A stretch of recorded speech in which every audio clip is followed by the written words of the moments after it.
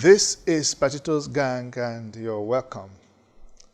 We are looking at 2019 as we wrap up 2018. In a matter of days, we'll be entering 2019. And a time of reflection, a time of projections, a period that we should really look at. People write their, New Year, messages and what they want to accomplish in the new year. But again, we at Patitos Gang, we are also looking at the prospects to guide those who are, expecting great things and, to happen in 2019. And as we look at it, we hope that the new year will bring us a lot of blessings. What are we looking at? What could be 2019 election? That's what we have coming. Businesses, economy, these are some of the issues that we are looking at. How will 2019 fare? How will Nigeria fare in 2019? Politically, economically, socially, and otherwise. The rate of unemployment, will it be reduced in 2019? Yes. The monetary policy rate, how will it be? What will it look like in 2019? This and other issues we are talking about. Gentlemen. Well, starting with economics, the World Bank projection for GDP at the back of the last quarter of 2018 is projected at 1.9%, and it's expected that this May, all things being equal, ceteris paribus, as we say in economics, this will be maintained in 2019.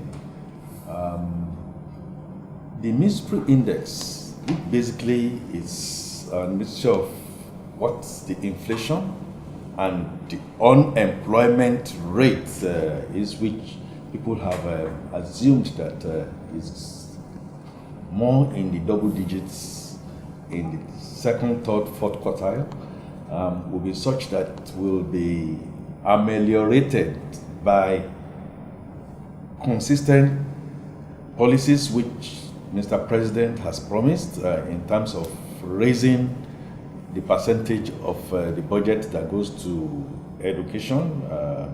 World Bank and the United Nations are looking at 26%. We are being consistently below 10%. 5% water, currently. Water sanitation has been declared, emergency in that sector. Now, the herdsmen, farmers' crisis. Security issues. I'm happy that they are putting together a 10-year plan for the frontline states of 7 with a view to begin to work the issues. I also want to believe that the politics will be such balanced that oil production, also condensate production, will not be disrupted in any way by militants' action. The Ogoni cleanup should be, should now come on steam. And then finally, for you and I, maybe excluding you, Austin, the 30,000 minimum wage that is going to be paid to us,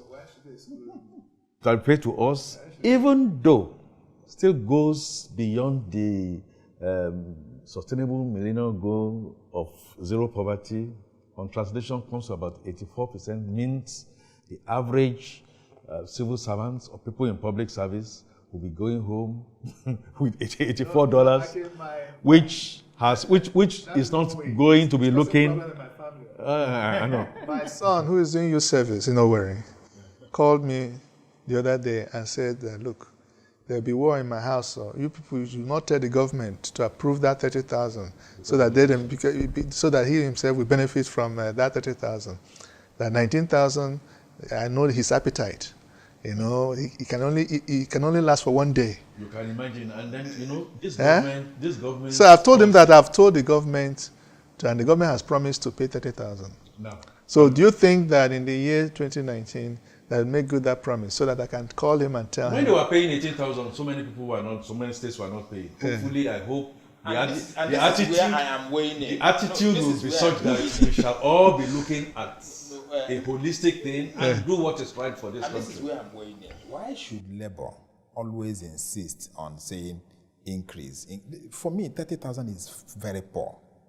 However, if we now say 30,000 and one state will owe the civil servants for 7 months, 8 months, what's the essence of the 30,000? I was thinking that what Labour ought to have started doing from earlier is, if states are owing, Labour can say federal government pressurize that state to pay, or lead and ensure that there is strike for non-payment. My dear, you look at, somebody mentioned how much you're being used to feed a prisoner per day, 1 prisoner per day, and we're now talking about 14,000, and you're now 1 day, because it's 3.2 million naira in a month gives you 14,000, you know? A day.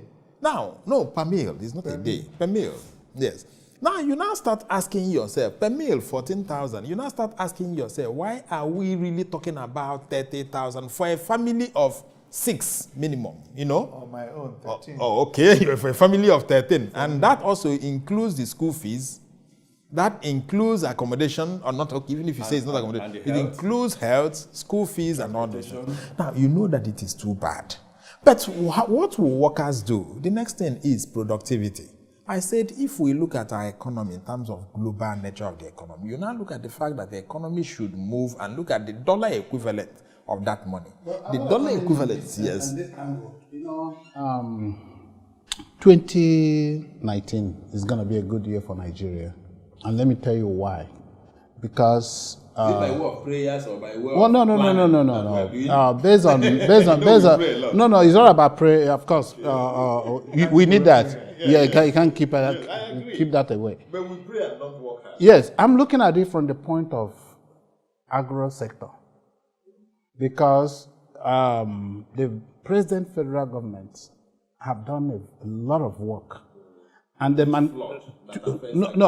the work they have done in the past is about to manifest in 2019. Because, you know, to put policies together takes time. It's not something you just pick off the shelf. So they have done the heavy lifting. And I'm looking at it that in 2019, that there will be enough food for Nigerian people. And I belong to a group of exporters. You know, Fafuma was saying education for all by the year 2000. So this one will be food for all by the year. That's great. Adesina, who is now the World Bank, African Bank president, you know, he did a lot of work in agriculture. They continued in this administration and all that, but that will not solve our food problem. No, it's not about something. No, hold on, please. One, the way we look at agriculture, we are taught in school agricultural science. Now, we have kept the agriculture, but we're taking away the science. What is the budget for research in agriculture? Okay, let me tell you why. What is the budget for, and for basically research, if not for IITA? We're looking up to 2019. If not for IITA, and I want to the research institutions, like I said, the research institutions on agric, we have it in many places. Yeah, but find out whether there are funds. Okay, when you think of agriculture, you have livestock. Many of them are dying. They import anything for machines and all that. The storage systems. These are Where things. are you going? Things are irrigation. See, the thing is that when you talk of agriculture, you have to think of the science of it. Yes. Agriculture is 95% science and 5% work. But in Nigeria, we have reversed it. That's why we are not productive. That's why we import food. We import food. Additional, when he was minister, talked about the 10 million farmers. He told them, stop registering farmers. Stop registering farmers. 10 million. And we cannot even feed ourselves because we have taken away science out of agriculture. I think there's a lot of hope. And don't forget, also, between economics and politics, hopefully we should be getting our politics right despite the fits. Okay, hold on. Hold on. The youths are angry. Yes. Because I can hold on. mainly statistics. Yeah, barrister. Not Look, what hold is on, barrister. We must now look at Barrister, hold on. What we are saying here. that gets the policies Okay, yes. brings in There's hope. efficiencies. There is hope for our politics. There is hope for our economy. But let's hear Nigerians on the street to hear their own version, their own hope.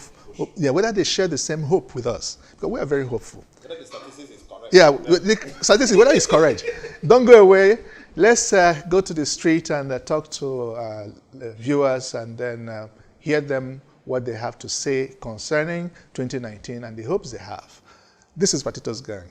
We'll be right back. When the government is saying that way, it will be reduced. We don't want people that are just striving to get there. In 2019, we have a lot of expectations from whoever becomes our president. Number one is education. I don't want a Nigeria where I'm going for a 5-year course and I have to plan like 8 years. Instead, so I want a Nigeria where I know I set targets and I'm able to get there at the specified time, the time it's actually supposed to be. And I want an all-inclusive government where nobody is left out, where I can go to the north and I will not hear anything like a less privileged and educationally less privileged state. I want a Nigeria where everybody has equal stake at the table and everybody gets the best and qualitative education. The 2019 elections, I actually look forward to a better governance in Nigeria. I want, irrespective of the candidate who wins the election, all I'm looking forward to is a government that invests more in education, because when education is right, when education is there, other things will follow, development will follow. We realize that some of the youths out there, some, not all, are really not intelligent, they are not productive, their professionalism is low and all. So if education is improved, if education is being focused on, I think a whole lot will move better for Nigeria. 2019, it's an interesting one. A lot of Nigerians are looking forward to it. A lot will rest on who emerge as the president after the 2019 election. But whoever emerges knows that there's a lot of work to be done. Already, I'm sure you're aware that the global price of oil is tanking, and looking at our 2018 budget already benchmarked at, is it $50 per barrel, and to see that, or 60, and to see that it's dropping, it tells you how it's going to significantly affect things come 2019. And a lot of things are going to react. The economy is going to react to the election that would happen. And then shortly after, it depends on the policies introduced by whoever comes into power. If the president is continuing, we're going to see how he intends to consolidate in the area of fiscal monetary policy, our economy, and other indices that will help to trigger the economy. But if we get someone coming in, I don't know, it depends on how fast they are to introduce some of their policies, put their cabinets together. That way it will help rejig things a bit. So it's an interesting one. I think it's almost impossible to predict how it's going to play out in 2019. But there's a lot of work to be done. We're seen as the poverty capital of the world. Our economy is still a mono economy. As much as so many governments, even before this one, are saying they're diversifying our economy, it's still the pace is still painfully slow. So we need to see ideas that would help shake things up. But I'm positive for Nigeria. I only can wish the very best for the country. A lot of work needs to be done. But to keep it on a positive note, I hope it gets better for us.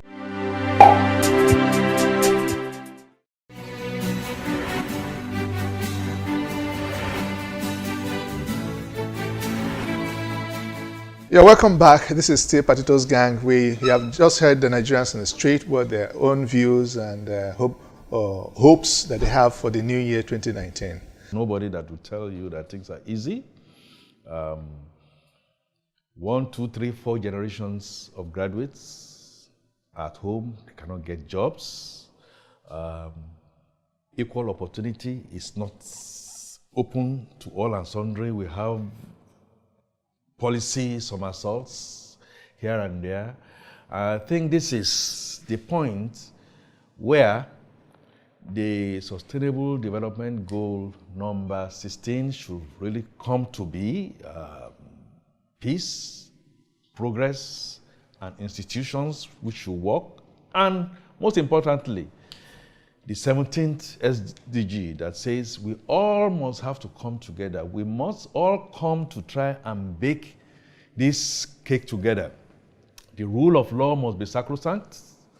We should get away from politics of bitterness as we get into 2019.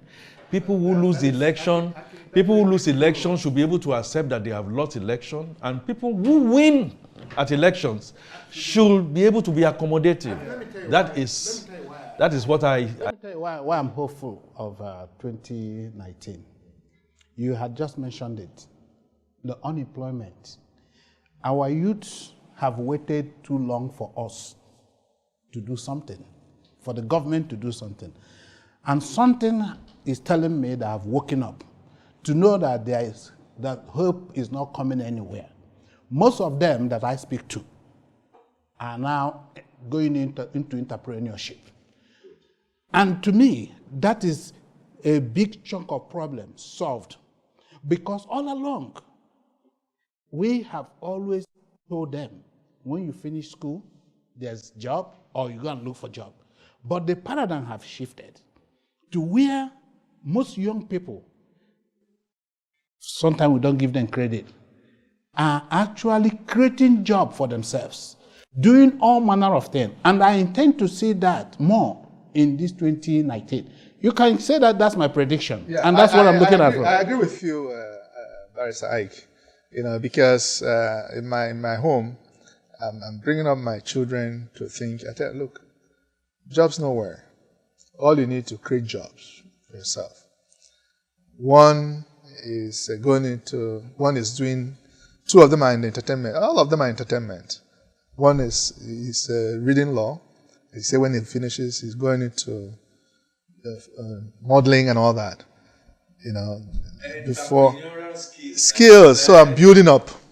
to learn about a young man who did soil sciences, is over the waves, and this guy produces denim, and the denim is such that it's creating waves. These are the kind of young people we should encourage, not only encourage, and there is a young lady in ShopRite in Surulere.